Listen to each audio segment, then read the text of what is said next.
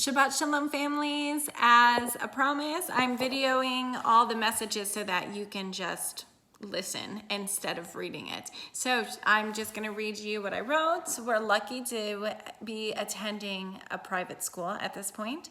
Your children are receiving a lot of attention when most kids in this country and probably world are not even able to continue with their studies. So we are working as teachers around the clock to ensure that your kids are still receiving everything that they need to move on to third grade. If you are one of the couple of parents who are not sending me updates, please send updates. I will be passing your kid on to the next grade if I know that they are capable of doing the work that I have posted. Most of you have been doing a fantastic job. Even if your kid isn't on Zoom every time, you are still emailing me updates and sending me all their work. Perfect. In language arts this week, we worked on persuasive writing. Your kids decided what animal would best represent second grade. Go ahead and ask them, if you didn't do this with them, ask them which animal they chose and why. So they had to write why they chose that animal and try to convince the class why that animal was the best one. We also did narrative writing. Today, we did our second draft of the narrative writing. Some of your kids might have been frustrated having to rewrite their stuff. Believe me, they get like that in class because I make them rewrite all the time. And they usually write 5 or 6 drafts before they're done.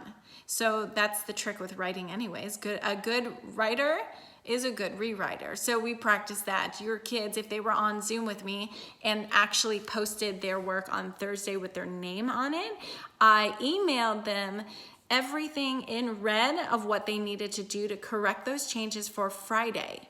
So I did take the time to go over it with them if they were on Zoom with me. Next, in math, we are done with chapter 7 on Friday today. We went on to chapter 8. So the small groups have been working well. Continue to bring your kid onto math during the correct times for them.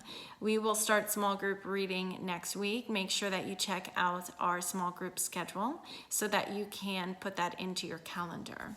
Social studies, we finished up our presentations today. They went well. I could tell that some of the parents helped out, and that's perfectly fine. The beautiful thing about parents helping is that you have the opportunity to really teach them how to present well. So this is a new skill that kids are just starting to learn in second grade, and they'll be practicing that until they graduate high school and oftentimes in college if they're taking any speech and debate courses or having to give a presentation. Judaic studies, there was a lot that went on with Israeli Independence Day. Wednesday was a beautiful day to celebrate Yom HaAtzmaut.